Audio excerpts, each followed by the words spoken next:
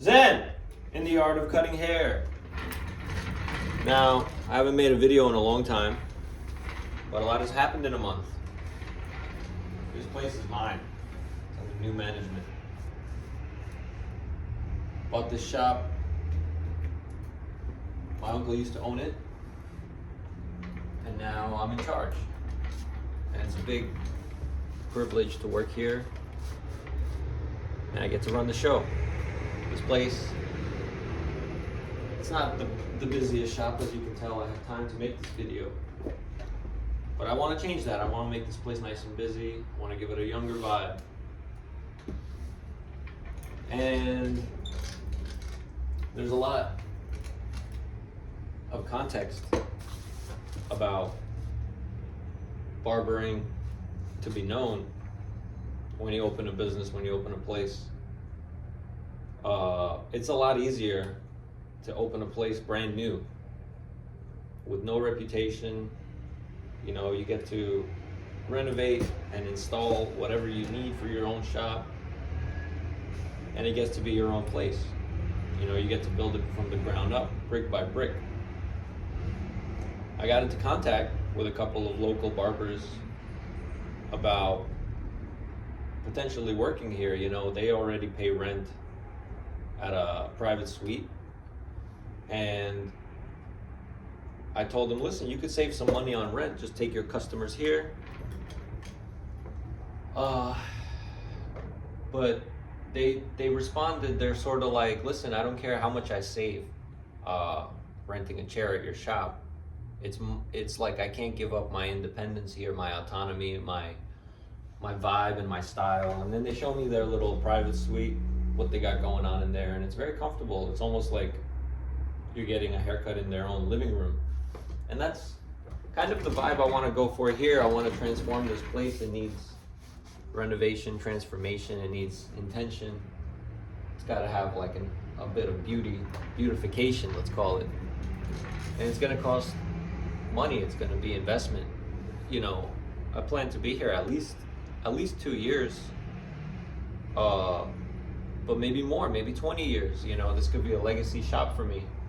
And I've always worked in barbershops, but this is the first one I get to make all the decisions about, which is a big deal. It's a very fun concept, a lot of opportunity. But days like today, it's an average Wednesday, and I haven't taken anyone. It's 3 p.m. You know, the reputation of this place is shot, but that's okay. You know, I'm here now. I'm here basically 7 days a week. A lot of people recognize me. I used to work here for a couple months last year.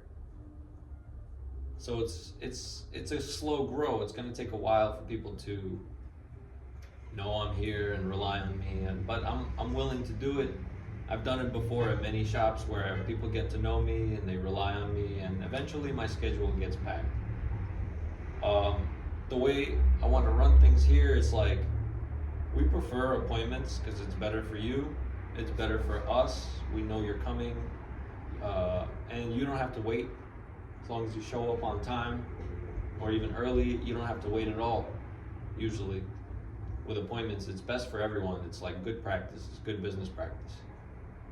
Then it's like people will still want to walk in because that's like the culture. Barbershops, you have a tendency, you have usually the opportunity to walk in and get a haircut, and that's the way it usually goes. But it's very disorderly, it's chaotic. So we won't turn you away. You know, we won't say, oh, you need an appointment, you got to come back with an appointment. Like, we'll try to squeeze you into the schedule if it's not conflicting with other people. Whereas other places, they turn you away. They say, listen, we only do appointments. We can't take you today. And they say, we don't even want to take you today without an appointment. It's like they don't even give you the choice to get a walk-in that day. And it happens sometimes because of circumstance, because they're actually packed out. And but I hear scenarios where the guy tells you, yo, I don't have anyone right now, but you have to have had an appointment, so I can't take you now. You're gonna have to come a later day. And that's not convenient. That doesn't work for a lot of people. Then they never come back. So with appointments, I say appointments preferred, walk-ins welcome, but we're gonna have to encourage and enforce appointments because it's better for us, it's better for you, right? Ironically, something that's funny, if there's no signage or indication on your store about what the policy is, generally speaking, people assume, actually I found out people assume that you work on appointments only. And other people might assume that you work on walk-ins only. But either way, they could never know unless there's some signage on the outside that lets people know what's the format here. And so I haven't seen very many places that say specifically walk-ins welcome, appointments preferred. I think that gives people the best of both worlds, But then once they're in there, it's ideal, it's almost recommended, it's required of them to download the app and get into the appointment system. This, in marketing terms is like it's stickiness. It's like people stick to your business, they churn, they leave your business less over time. But it's important that everybody encourages this system. You can't have one guy that doesn't do appointments because he doesn't feel like it. Everyone on the team has to be on board with this strategy. It works for you rather than against you. As long as you start with walk-ins welcome, you're gonna get the walk-in crowd. But then if you follow up with appointments preferred, you get a sense of understanding of what we're trying to do here. Then it's like you kind of have to follow the script with them every time. Tell them essentially what I'm telling you is appointments are good for you. You don't miss your haircut. Appointments are good for me. I know when you're on your way. I won't feel anxiety all day not knowing when someone's coming. And it's like I've heard from rumors that in past time people would memorize their barber's schedule and make sure to not come at inconvenient times or times when they're not there, but that was long ago. Now people can't be bothered to remember your schedule. People can't be bothered to remember your phone number. Our memory, it's all being allocated to technology, so we're not stressing trying to remember things anymore. So what's the idea? It's like if you have a booking system, it's better to have a QR code practically in every window, or at least the main window where everybody sees their opportunity to make an appointment. The QR code is an important element. I see it on a lot of shops. And it's like, how else do you want people to make an appointment? You want them to follow like an actual link and type in the individual characters? I don't think so. So QR code is the most streamlined way right now to get people to book when they're at your door. And then of course, like most businesses nowadays, where they want you to click and go somewhere, it's like you need a QR code on everything nowadays. It's impossible to escape it. Like, is there a QR code on here? No. But anyway, Barber City, that's the name. That's what I'm gonna name this place. Once the ownership has changed hands over to me. I'm trying to build a brand, a reputable brand, reliable. It's in the name, Barber City. I want all the best barbers to live here. And the theme here is gonna be like comfortable, convenient. We're gonna have complimentary things. I already added them. We got water bottles in the fridge. We got a hot towel machine. Complimentary, desirable candy is a big deal. It's like if you give people cheap candy, they think you're cheap. Give people some fancy candy or like a serious snack like Cheez-Its or Oreos, they're like, damn, this is this is a step above. You know, you have the option at your shop to put whatever you want, but what I see is like the bare minimum that you get is a lollipop. Sometimes that just doesn't cut it. So, you know, you gotta have amenities, you gotta have complimentary things, because they're paying. They want to feel like they need it, like they have a reason to come back. You know, I can go to so many other places where I don't get anything for free. I don't even get a hot towel at the end of my haircut. But it's like, I don't like working without a hot towel at the end of the haircut.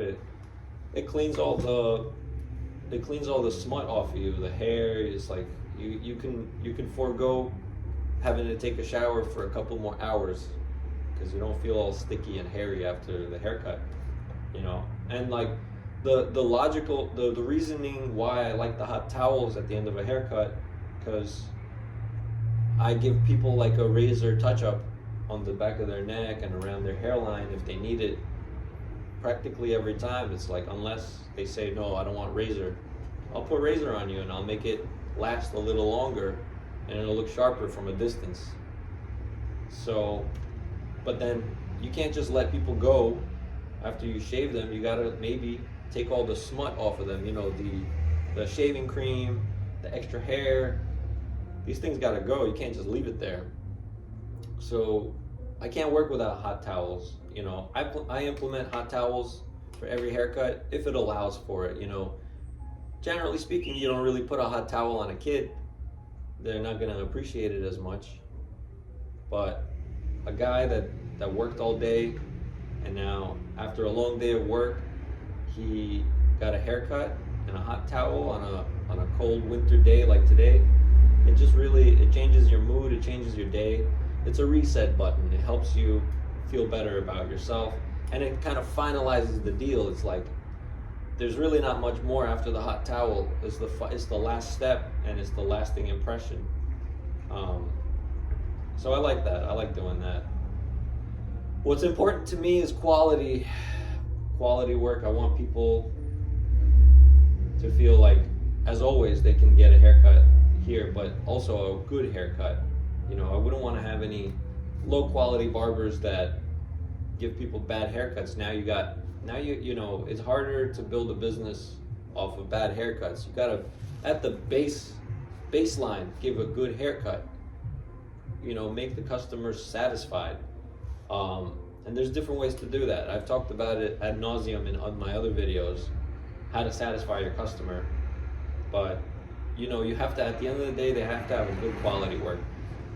Now, pricing is a fun concept. You know, if you ask ChatGPT or your favorite AI, like what's the market rate, what's the market value of a haircut in New York, it'll say like $75 is the average price. But that's because it's taking into account like Manhattan pricing, where their rent makes you have to pay more for the same service, right? But out in Queens, out in Long Island, you find cheaper and cheaper haircuts. And what you see is the cheaper it gets, the more people come with their families. They come with bundles of people, and they have to pretty much spend, you know, at least $100 on 3 haircuts a month. If they have sons, if they come with their sons. I've seen places like that. They're very popular with the families nearby, but you have to have a lot of workers on hand. You got to make sure that you can handle 4 haircuts at a time when they come in. And, sure, you could get away with one guy to take all 4 haircuts. But while you're giving those 4 haircuts, another family, father and 3 kids come in, you know. Now you got 4 more haircuts and you only did 2, and you have 6 people waiting. Guess what? The second family that came can't get a haircut because it's going to take them an hour before they start getting served.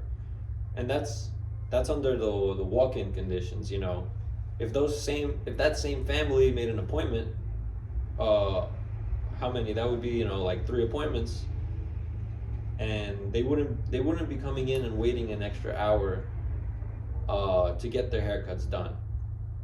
So